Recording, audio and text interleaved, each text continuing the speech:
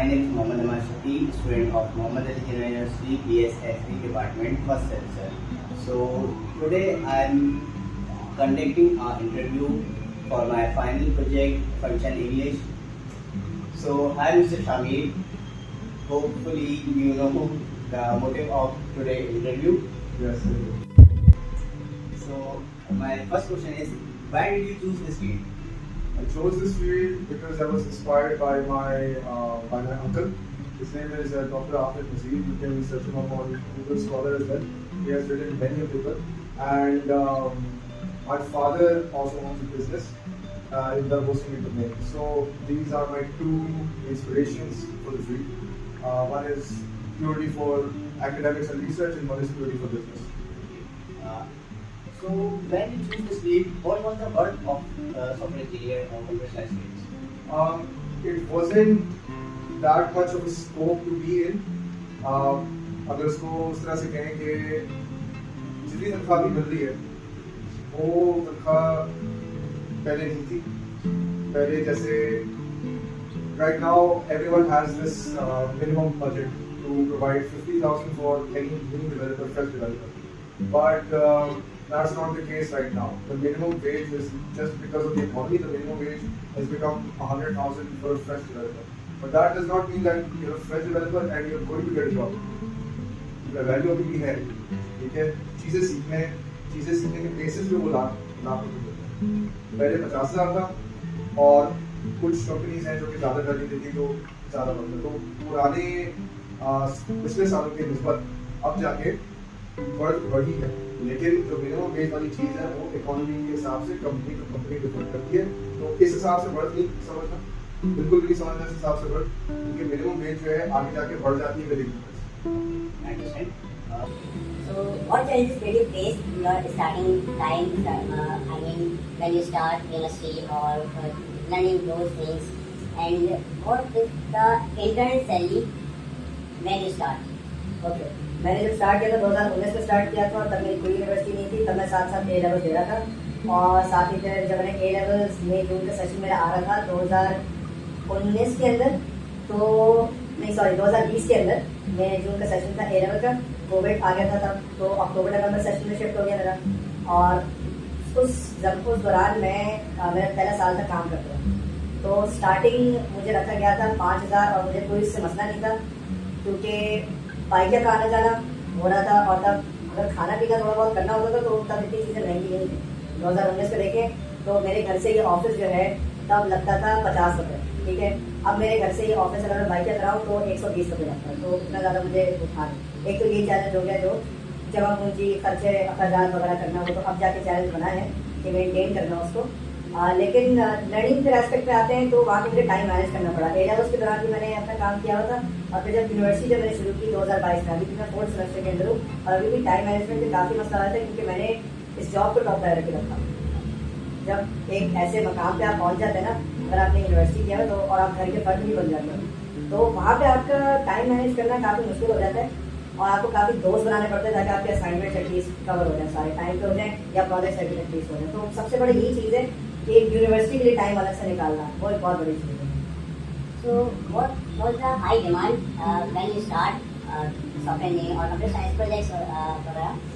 So, demand क्या थी उस टाइम पे मार्केट में? उस टाइम पे कोर PHP ज़्यादा था, जबकि लोग कहते थे कि PHP का चल नहीं पाएगा, ठीक है. फिर पाइथन का आने लगा बूम जब डेटा साइंस का शोर मचने लगा. आहिस्ता फिर जावास्क्रिप्ट फ्रेमवर्क्स का आने लगा शोर जब वेब3 का आने लग गया शोर, क्रिप्टो वगैरह का मामला आने लग गया. तो और कोई क्रिप्टो टूल्स बना रहे हैं, वेब3 के अंदर घुस रहा है और ये सारे. तो मतलब कल को जाके अब AI आ गए, AI डेवलपमेंट है, कल को जाके कुछ और आएगा, फिर कुछ और आएगा, फिर कुछ और आएगा. तो कोई एक चीज़ पर रुकती नहीं है ये इंडस्ट्री. अब रेट वाइज देखें तो हर 2 साल बाद चेंज होता था, फिर साल बाद चेंज होने लगा, फिर आधे साल बाद चेंज होने लगा, ये रेट वगैरह. और ऐसे ही पिछले एक सवाल के अंदर आपकी एक चीज़ बोलना हुई है, वो स्किल्स के हवाले से जो गेन करना था उसमें मुश्किलात क्या पैदा हुई, वो ये कि I study from Aptech and I did a short course from there. So I studied MySQL, Core PHP, HTML, CSS, JavaScript, and Linux. I did not gain anything from that. I do have a diploma from Aptech, and I graduated in my first attempt, but I did not gain anything from it. The hardships I faced while gaining any skill was I had to learn it on my own. I did not have any senior when I started my internship. The senior came after that. It gave me a boost of confidence. It gave me a huge amount of help. लेकिन फिर भी चीज़ें खुद से ही सीखनी पड़ती हैं. जैसे पढ़ाई के अंदर टीचर आपको काफ़ी चीज़ें सिखा देगा, लेकिन एंड ऑफ द डे आपने ही अपनी तैयारी करनी है, आपने ही पेपर में आपने अव्वल नंबर लेके आने हैं. और ऐसे ही काम के अंदर बेशक बंदा आपको 100 चीज़ सिखा ले, आपने ही एंड में काम करना है, तभी उसके ऊपर तैयारी. You mean practice makes man perfect. Practice makes a man perfect. Yeah. Now continue to present question. So what is the current value of a software engineer like backend developer, work and demand? अच्छा, इसके साथ साथ आपको ये भी सवाल पूछना चाहिए कि उसको आना क्या चाहिए, ठीक है? क्योंकि जो सैलरी है ना, अब बेस ये होती है कि आपको ये फ्रेमवर्क्स आने चाहिए बैकएंड डेवलपर. वो हर कंपनी टू कंपनी डिफर करते हैं उसमें क्या पोजीशन फिल करना है. अगर पीएचडी का पोजीशन फिल करना है तो पीएचडी का आपको आपसे मांगेगा एक्सपीरियंस. पाइथन का तो पाइथन का मांगेगा, नोड का मांगेगा, क्या कहते हैं आपके डॉट नेट का मांगेगा. इस तरह की चीजें, मतलब आपके बैकएंड फ्रेमवर्क्स या बैकएंड लैंग्वेजेस उनके आपसे एक्सपीरियंसेस मांगेगा. तो वो आपके पास होंगे, कंपनी टू कंपनी डिफर करते हैं. एवरेज अभी भी अगर आप जैसे फ्रेश ग्रेजुएट हैं और आपको सिर्फ C# आता है, C++ आता है, तो और उसके अलावा कोई और बैकएंड नहीं आता, तो आपका 50 to 60 तक रेंज ये बनता है. इस हिसाब से मैं कह रहा हूँ कि अगर आपने एक आध प्रोजेक्ट्स दिए हों, पेट प्रोजेक्ट्स कहते हैं उनको, GitHub पे आपने डाले हुए और वो चलते हुए प्रोजेक्ट्स हों. ये नहीं कि 2-3 चीजें खराब हुई है, सिर्फ एक लॉगिन पेज चल रहा है, ऐसा नहीं हो सकता. How many fields in software engineering field? अच्छा जी, how many fields in software engineering, मतलब full How many deep. parts? Software engineer में से आपका प्रोजेक्ट मैनेजर नहीं कर सकता है, जिसको सॉफ्टवेयर के बारे में पता हो और वो डॉक्यूमेंटेशन कर देता है, ठीक है? या इसको प्रोजेक्ट, और प्रोजेक्ट मैनेजर भी डिफरेंट टाइप्स के होते हैं, ठीक है? अब ये जो आपका सवाल है ना, इसमें हम पार्ट्स निकाल देंगे, लेकिन उनके भी छोटे पार्ट्स और उनके भी छोटे, तो नेवर एंडिंग चीज है, नेवर एंडिंग पोजीशन है. अगेन ये कंपनी टू कंपनी डिफर करता है, ठीक है? अगर इस कंपनी की बात की जाए तो आपके सिर्फ डेवलपर होता है, एक फ्रंट एंड डेवलपर होता है जिसको एक सेट ऑफ स्किल्स आते हैं, और फिर एक फ्रंट एंड डेवलपर होता है जिसको एक सेट ऑफ स्किल्स आते हैं. दोनों वहां पे डिफर करते हैं सेट ऑफ स्किल्स के ऊपर, लेकिन उनकी जॉब तो उस फ्रंट एंड डेवलपर की है, सही है? वो हमें पता है, बैक एंड पे हमें पता है कि हमने उनको किस लिए रखा हुआ है, किन किन जगह पे रखा हुआ है, क्यों रखा हुआ है, क्या काम करें. ऐसी बैक एंड डेवलपर होता है. अब एक बंदे को C++ C लैंग्वेजेस आती है, जावा आती है, दूसरे बंदे को पाइथन PHP आती है, तो दोनों में डिफरेंट स्किल्स की हवाले से, लेकिन पोजीशन सेम है, सही है? SQA एक ही चीज है ना. अब SQA एसोसिएट, SQA जूनियर, ये आपने मल्टीपल SQA इंजीनियर रखे हुए, उनको आपने फर्स्ट सेकंड थर्ड फोर्थ की रैंकिंग दे दी है. ऐसे ही junior backend developer, senior backend developer, वो भी आपके इयर्स ऑफ एक्सपीरियंस या फिर जो आप फायदेमंद चीजें लेके आते हैं कंपनी के लिए. तो सैलरी बेस के हिसाब से आपकी सीनियोरिटी बढ़ती चली जाती है कंपनी में. As much as value you can bring in the company, उतनी आपकी सैलरी इंक्रीज होती है. तो उस हिसाब से आपके पोजीशंस बढ़ते जाते हैं और कम भी होते जाते हैं. कंपनी टू कंपनी डिफर करता है, तो कोई ऐसा फिक्स काउंट नहीं है अगर कंपनी के हवाले से. हाँ, अगर आपने स्ट्रिक्ट ये देख रहे हैं कि सिर्फ आप ये बताएं कि सॉफ्टवेयर इंजीनियर में कितने, तो आपके फ्रंट एंड हो गया, बैक एंड हो गया, फुल स्टैक हो गया, SQA इंजीनियर हो गया, हाँ, सॉफ्टवेयर क्वालिटी एनालिसिस, ठीक है? एक डेटाबेस इंजीनियर आपका हो गया, सही है? डेटाबेस भी कभी कभार बैकएंड डेवलपर हैंडल कर सकता है, सही है? डेटाबेस इंजीनियर हो गया, डेटाबेस डेवलपर भी आप कह सकते हैं, वो भी इंजीनियर डेवलपर, चीज एक हद तक सेम है, ठीक है? फिर डेटाबेस एडमिनिस्ट्रेटर हो गया, फिर और क्या है, फिर आपका प्रोजेक्ट मैनेजर है, सही है? आई थिंक 7 तक है, इससे ज्यादा भी हो सकता है, लेकिन वो अगेन वहाँ पे भी ये बात आ जाती है कि ईयर टू ईयर जो है ना, जितना स्टिग्मा है, जितना क्या कहते हैं रूल्स एंड रेगुलेशंस इस पूरे इंडस्ट्री के अंदर आ रहे होते हैं, बढ़ते भी है, कम भी होता है, ठीक है? तो ट्रेंड फॉलो कर करके ये पोजीशन बनता है. If a newcomer, new graduate student come to this industry, what challenges and what skills they require to become a best engineer or best this field, and how many languages did we learn? Okay, देखिए जी, अगर आप सिर्फ degree courses पे जाके और आप सिर्फ उनके कहने पे आप कोई पोजीशन लेने जा रहे हैं किसी जॉब के अंदर, then you must have this in your head that you will not be acquiring that much skill, because this degree, due to the nature of the courses and the जितने बहुत पुराने कोर्सेज हो चुके हैं, बहुत पुराना करिकुलम हो चुका है, उसके बेसिस पे आपकी कोई खास स्किल बन नहीं पा रहा। ठीक है, हाँ ये बंदे को मिल जाता है कि 4 साल से एक जगह उसने ये टाइम पे आए क्लासों में, इसने टाइम पे असाइनमेंट्स दिए, इसने टाइम पे इसने अच्छे कोर्सेज दिए, इसने अच्छे नंबर हासिल किए हैं एग्जाम्स के अंदर, जिसकी वजह से 4 साल का इसको यूनिवर्सिटी की डिग्री मिल चुकी है। ये एक स्टैम्प मिल जाता है सर्टिफाइड कि ये बंदा मतलब एक जगह से इसने अप्रूवल ली है कि ये बंदा लायक है काम करने के लिए। ठीक है, अब बात आती है स्किल्स पे। वो मैं हर किसी को कहूँगा, आपको भी कहूँगा, आपको भी कहूँगा कि अपने फ्री टाइम के अंदर प्लीज़ अपने फ्री टाइम के अंदर नए कोर्सेज ज्वाइन करें ऑनलाइन यूट्यूब से। मैं खुद बी ब्लॉक लाइब्रेरी बैठा होता हूँ, वहाँ से आप पूछ लें। बी ब्लॉक लाइब्रेरी से जब क्लासेस नहीं हो रही, मैं बंक नहीं करता क्लासेस, ठीक है, बंक नहीं करता क्लासेस, लेकिन whenever you have the time, I am in the university, कहीं मिल गया पूछ लेना कि कौन सा कोर्स करना चाहिए या कौन से लैंग्वेज सीखने चाहिए या कौन से फ्रेमवर्क्स करने चाहिए। मुझे नहीं लगता फ्रेमवर्क्स पता होगा तुम्हें क्या है।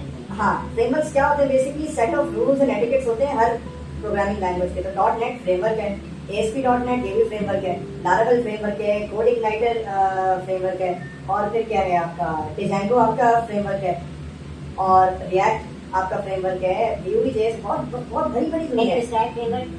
फ्रेमवर्क वही तो मैंने अभी बोला है, set of rules and etiquettes होते हैं एक प्रोग्रामिंग लैंग्वेज के अराउंड। ठीक है, जिसके लिए आपका आसान थोड़ा आपका काम थोड़ा आसान होगा।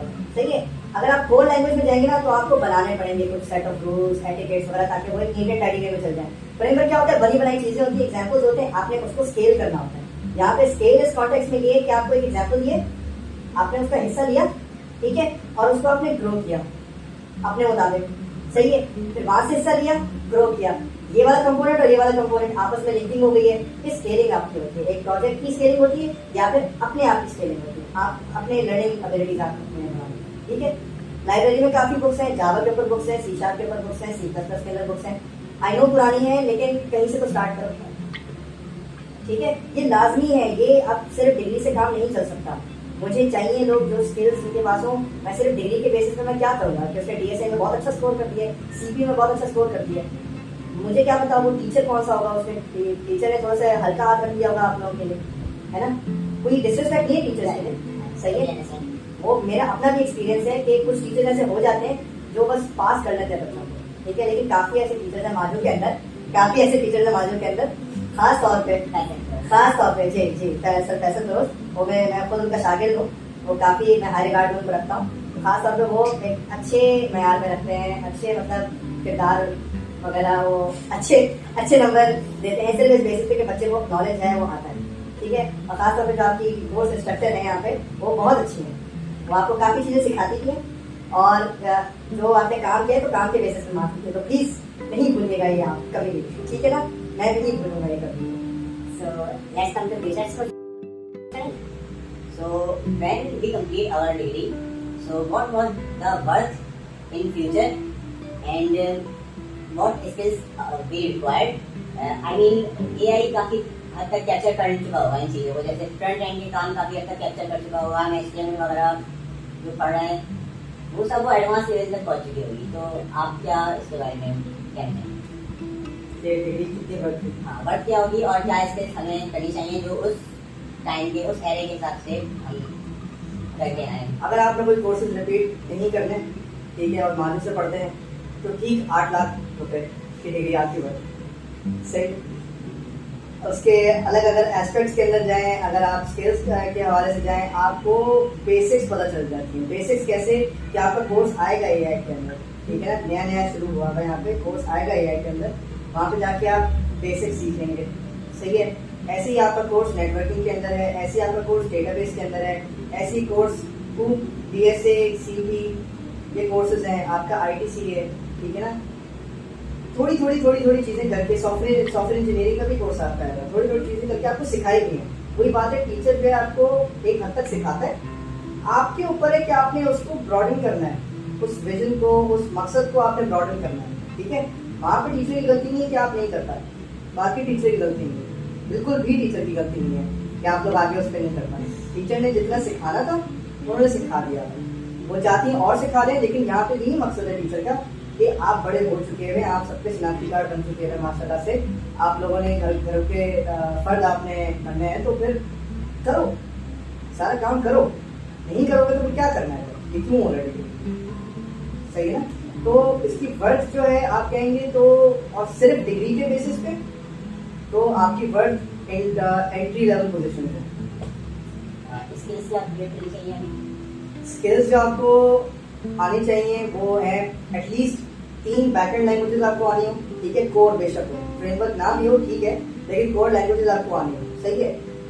और अगर उसमें से फ्रंट एंड लैंग्वेजेस भी आपको आती हैं तो वो भी अच्छा है। और इनके साथ साथ प्रूफ क्या मिलता है, गिटहब पे जाओ, वहाँ पे जो प्रोजेक्ट्स हैं उनको अपलोड करो और अपना GitHub profile neat and tidy रखो, ठीक है। नीट एंड टाइडी का मतलब नीट एंड टाइडी, साफ सुथरी तस्वीर, ठीक है। कोई यूं करके ऐसे करके नहीं बैठा हुआ, कोई यूं करके नहीं कर रहा, कोई इस तरह की तस्वीर नहीं चाहिए, ठीक है। प्रॉपर तस्वीर, आपकी शक्ल नजर आ रही हो, ठीक है, शोल्डर तक यहाँ पे बैठा हुआ हो, सही है। वो तस्वीर आपके गिटहब प्रोफाइल, वो तस्वीर आपकी लिंक्डइन, इन दोनों को अपडेट करते रहना है 4 साल तक लगातार। ये आपके लिए बहाना है कि आप लोग चीजें सीखें, ठीक है। नहीं सीखेंगे आप अपना ही नुकसान कर रहे हैं, हम किसी और को करेंगे। लैंग्वेजेस जो होंगी, I mean in future this languages there is on high demand, do you think? सही है। अच्छा, हाई डिमांड आपके फिर जिस डायरेक्शन पे आप जाना चाह रहे हैं उस डायरेक्शन के बेसिस पे आपका आंसर डिफर करता है, ठीक है। अगर आप वेब डेवलपमेंट के बारे में बात करते हैं तो फिर आपका PHP टॉप पे है, चाहे आप जो भी कह दें। यहाँ पे इस तरह से सही तरह से इम्प्लीमेंट नहीं कर पाए हम लोग, लेकिन इसका मतलब ये नहीं है कि पाकिस्तान में टॉप पे नहीं है। पूरी दुनिया के एस्पेक्ट से आपको देखना होता है, तभी जाके आपको आप इंडस्ट्री से लिंक होते हैं, ठीक है। आप ये कह दें कि भाई नहीं कोई और लैंग्वेज टॉप पे है जबकि नहीं है ग्लोबली, तो आप दुनिया से डिस्कनेक्ट फील करते हो और फिर आप क्या कर रहे हो, आप अपने मुल्क के लिए आप एक रेड डॉट हो, ठीक है ना, आप अपने मुल्क की तरक्की के लिए नहीं कुछ। तो हाई डिमांड पे मैं आपको भी बता देता हूँ कि PHP है, वेब डेवलपमेंट पे जाएं। अगर आपने डेटा साइंस में जाना है वो ऑब्वियसली पाइथन है, ठीक है। आपने AI के अंदर जाना है, मशीन लर्निंग के अंदर जाना है, वो भी आपका पाइथन उसके अंदर आ जाता है। अगर आपने Web3 के अंदर जाना है तो फिर आपके जावास्क्रिप्ट फ्रेमवर्क्स हैं, Node.js के साथ है, और फिर क्या है, और अगर आपने डेस्कटॉप एप्लीकेशन पे जाना है तो वो जावा है। जावा का क्यों मैं कह रहा हूँ, जावा मुश्किल बहुत है, लेकिन बंदा सीख जाए ना तो वाह, सही है ना। काफी हाई डिमांड जावा है और काफी पर्टिकुलर लोगों को चुना जाता है उन रोल्स पे, तो ये मामला। So which language do you think will be end in after 10 years or after? कोई भी लैंग्वेज, I think कोई भी नहीं, करिकुलम के ऊपर होता है कि वो डिग्री के वाइज इसको हो जाए, वरना कोई ऐसा लैंग्वेज नहीं है। last question होगा। हो गया, क्लोज ऑफ कर लो बस, मैं अब बर्डलिंग नहीं हो सकता। So nice to meet you, Mr. Shamir. It was great meeting you.